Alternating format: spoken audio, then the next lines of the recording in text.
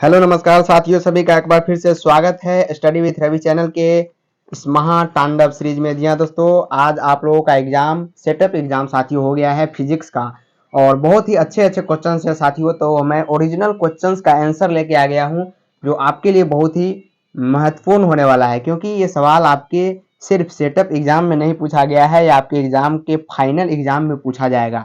तो बिल्कुल भी ऐसे क्वेश्चन से घबराने की जरूरत नहीं है। आप लोग स्टडी विथ रवि के साथ जुड़े रहिए लास्ट तक।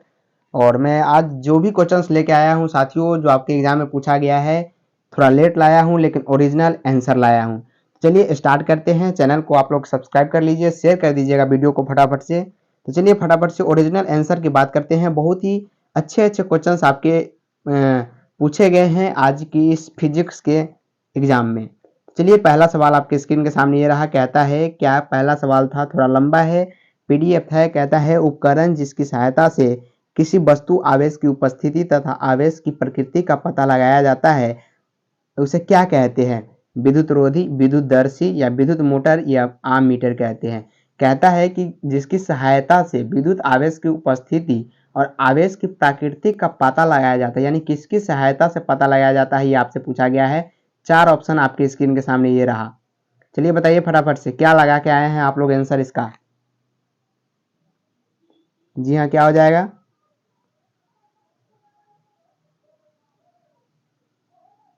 जी हाँ, इसको क्या कहते हैं? इलेक्ट्रोस्कोप कहते हैं। जी हाँ, विद्युत दर्शी कहते हैं साथियों। ये 100% राइट आंसर है इसका। ऑप्शन नंबर बी सभी का आ रहा है, जो कि सभी आप लोग अच्छे लगा के आए हैं। चलिए अगला चलते हैं। दूसरा नंबर सवाल आपसे क्या पूछा गया था साथियों? दूसरा नंबर सवाल पूछा गया था कि दो आवेशित कण, प्रत्येक पर 2 माइक्रो आवेश है, और ये आवेशित कण 0.5 मीटर से अलग निर्वात में रखे हैं, तो कूलॉम बल होगा। साथियों ये सवाल आपको मैं पिछले क्लास में फिजिक्स का जब लेक्चर लिया था उसमें मैं कराया था ये सवाल। और ये देखिए सेम टू सेम सवाल आपकी स्क्रीन के सामने है। कहता है कि दो आवेशित कण, प्रत्येक पर 2 माइक्रो कूलॉम का आवेश है, और ये आवेशित कण 0.5 मीटर से अलग निर्वात में रखते हैं, यानी कोई आवेश से निर्वात में 0.05 मीटर के अलग निर्वात में रखते हैं, तो कूलॉम बल इस पर क्या होगा ये आपको बताना है।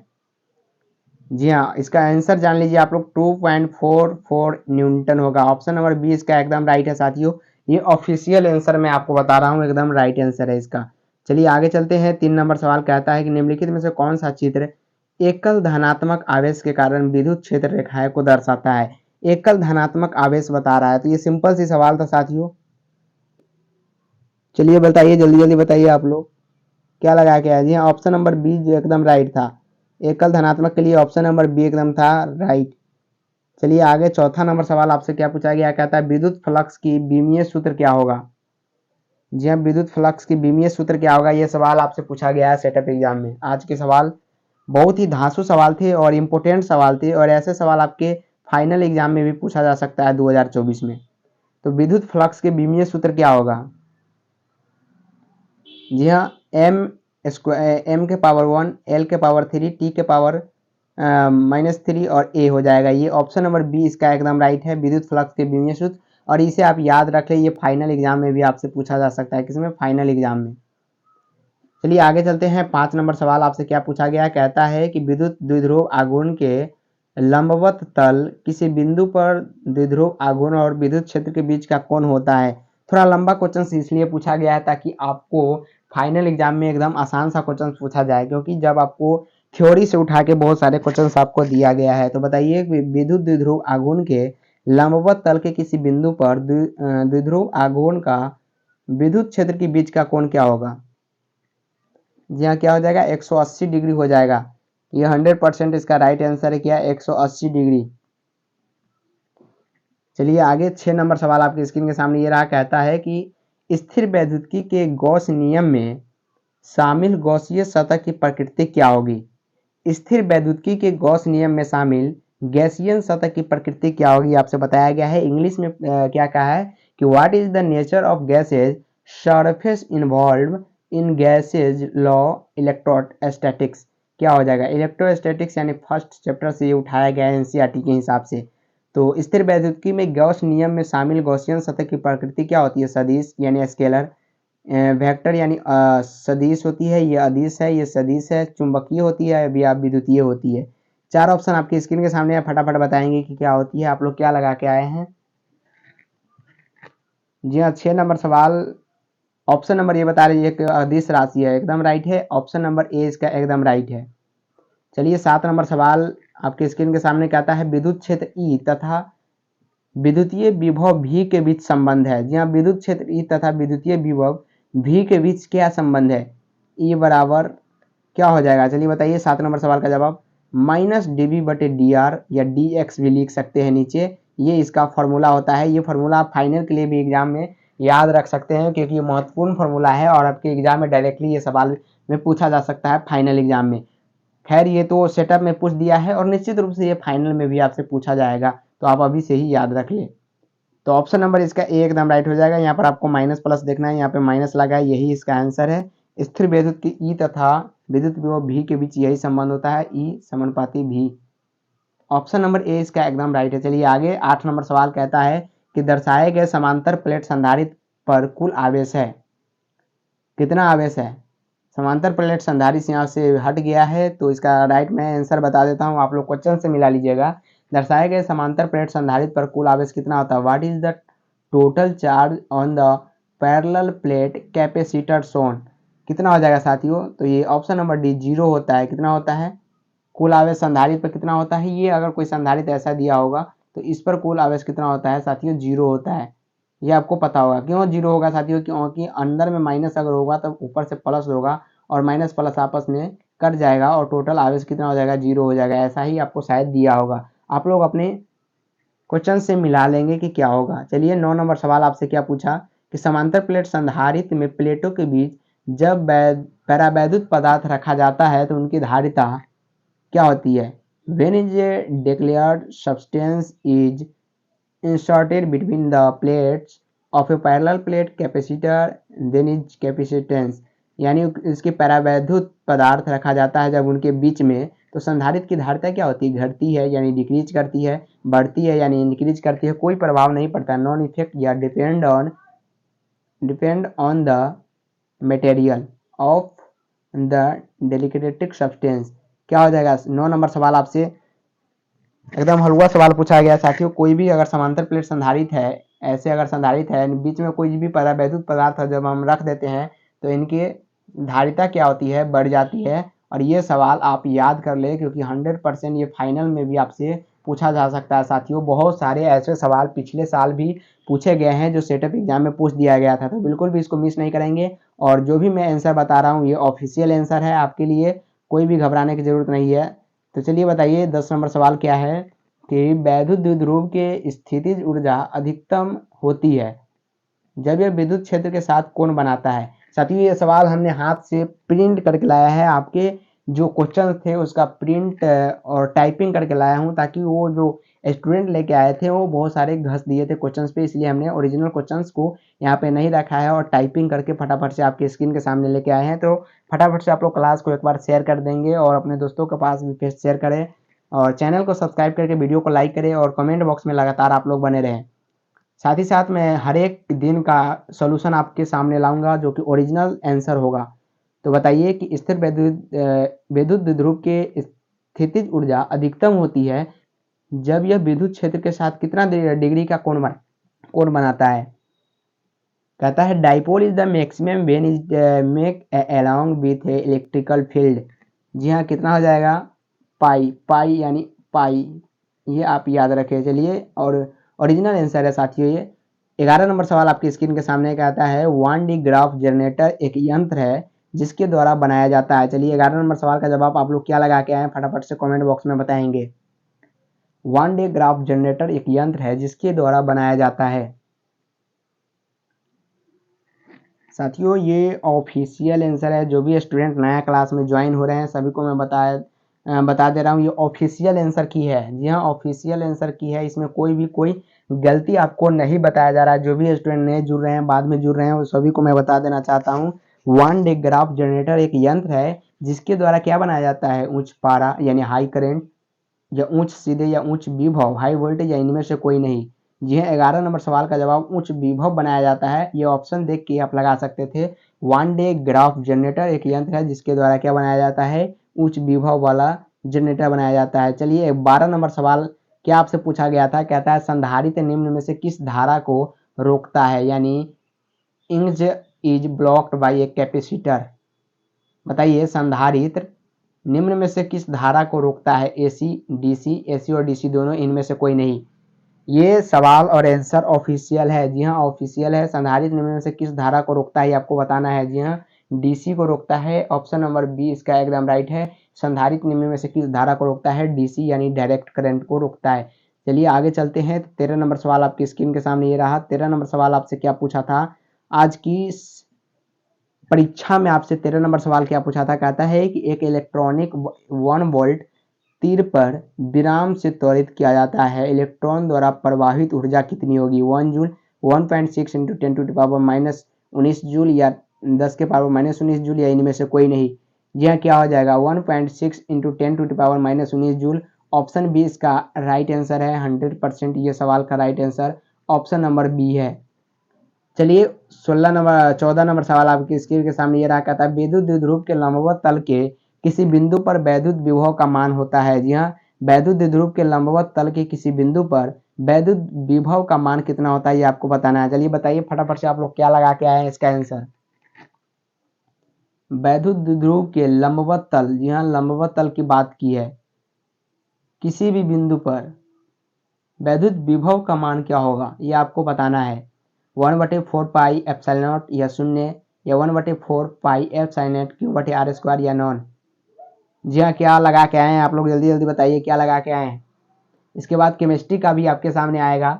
जो स्टूडेंट का फिजिक्स का था वो उसका कहीं कल होगा केमिस्ट्री का, जो अलग अलग शेड्यूल के हिसाब से है। तो जल्दी बताइए इसका आंसर आप लोग क्या लगा के, जी हाँ शून्य हो जाएगा, सभी का राइट ऑप्शन है। ऑप्शन नंबर बी सभी लगा के आए हैं जो कि एकदम राइट है। क्या लगता है आप लोग 90% ले आएंगे इस प्रश्न से। स्टडी विथ रवि से आपको क्या फ़ायदा मिला है आप लोग कमेंट बॉक्स में बताएंगे। क्या आप लोगों का सवाल क्वेश्चंस और आंसर डायरेक्ट एग्जाम में टकराए हैं नहीं, ये सेटअप एग्जाम का क्या फ़ायदा मिला आपको स्टडी विथ रवि से, आपको कमेंट बॉक्स में बताना है।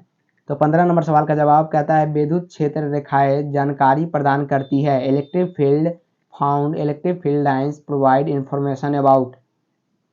जी हाँ क्या क्या जानकारी प्रदान करती है, विद्युत क्षेत्र की प्रबलता, दिशा यानी डायरेक्शन, आवेश की प्रकृति।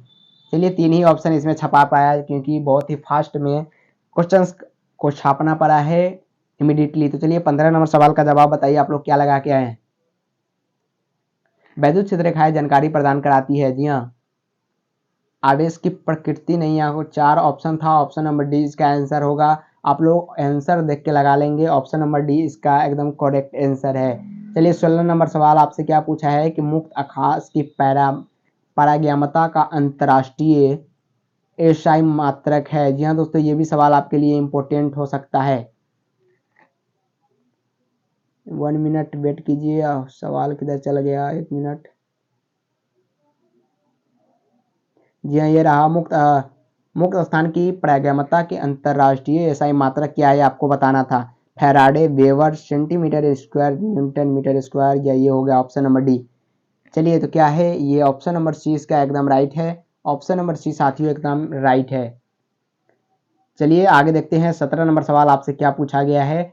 17 नंबर सवाल कहता है कि आवेश चालक की सतह के किसी बिंदु पर वैद्युत क्षेत्र की तीव्रता का मान क्या होगा। जी हाँ ये भी सवाल आपके लिए फाइनल के लिए इम्पोर्टेंट था जो कि सेटअप में पूछा गया है, और फाइनल में भी साथियों इसमें से 50% सवाल तो ये हुई आपके एग्जाम में पूछा जाएगा। तो आवेशित चालक की सतह के किसी बिंदु पर वैद्युत क्षेत्र की तीव्रता क्या होगा, चलिए बताइए आप लोग। सतह के लंबवत होगा, जब भी बिंदु किसी भी बिंदु पर वैद्युत क्षेत्र की तीव्रता की बात करें तो सतह के लंबवत होती है। ये हमने पिछली कक्षाओं में भी बताया था, जो हम क्लास लिए थे फिजिक्स का उसमें मैं बताया था, यानी ऑप्शन नंबर बी साथियों इसका एकदम करेक्ट आंसर है।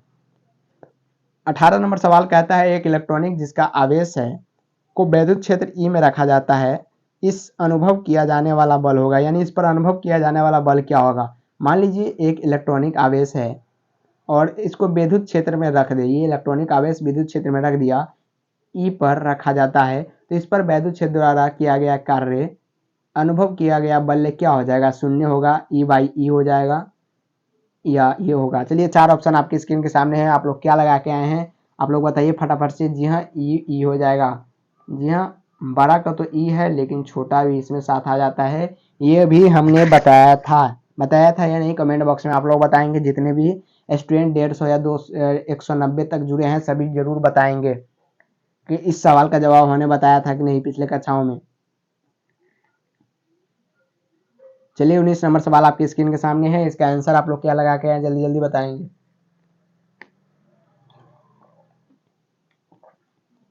19 नंबर सवाल है, दो बिंदु आवेश 1 माइक्रोकूलम और -1 माइक्रोकूलम एक दूसरे से 100 एमीटर की दूरी पर है, इसका वैद्युत द्विध्रुव आघूर्ण क्या हो जाएगा? 10 के पावर -34, 10 के पावर -28, 10 के पावर -6 या 10 के पावर -10। क्या लगा के आए हैं? ऑप्शन 4 ऑप्शन आपकी स्क्रीन के सामने ये रहा। जी हाँ, 10 के पावर -6 ऑप्शन नंबर सी इसका 100% करेक्ट आंसर है, इसमें कोई भी दोहराई नहीं है। चलिए 20 नंबर सवाल कहता है कि अनंत गैर संवाहक पतली शीट के कारण शीट के बाहर किसी बिंदु पर वैद्युत क्षेत्र होता है। चलिए बताइए क्या हो जाएगा? 3 ही ऑप्शन छपा पाया, चलिए इसका आंसर बताइए। जी हाँ, 2 सिग्मा बटे epsilon naught. Option number B इसका एकदम राइट है। सॉरी, ऑप्शन नंबर बी नहीं, ऑप्शन नंबर सी। जी हाँ, ऑप्शन नंबर सी राइट है,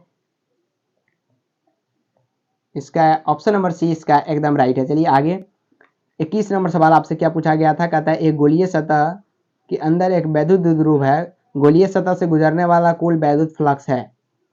गोलीय सतह से गुजरने वाला कुल वैद्युत फ्लक्स कितना होगा, ये आपसे पूछा गया है। यह कितना होता है?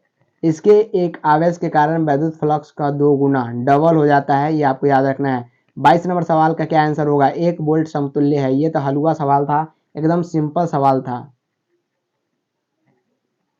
सिंपल सवाल था ये, 1 वोल्ट समतुल्य है। 1 volt is equivalent to newton per second का न्यूटन कूलम की या जूल पर कूलम या जूल सेकेंड को कितने के बराबर है 1 वोल्ट समतुल्य? जी हाँ, जूल पर कूलम के बराबर है। ऑप्शन नंबर सी इसका एकदम राइट है। आगे चले 23 नंबर सवाल आपकी स्क्रीन के सामने ये रहा, कहता है एकांक आवेश को समविभव सतह के एक बिंदु से दूसरे बिंदु तक ले जाने में किया गया कार्य कितना है, ये आपको बताना है।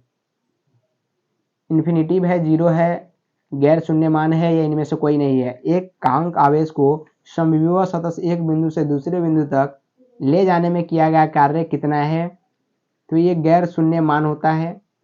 ऑप्शन नंबर सी इसका एकदम राइट है।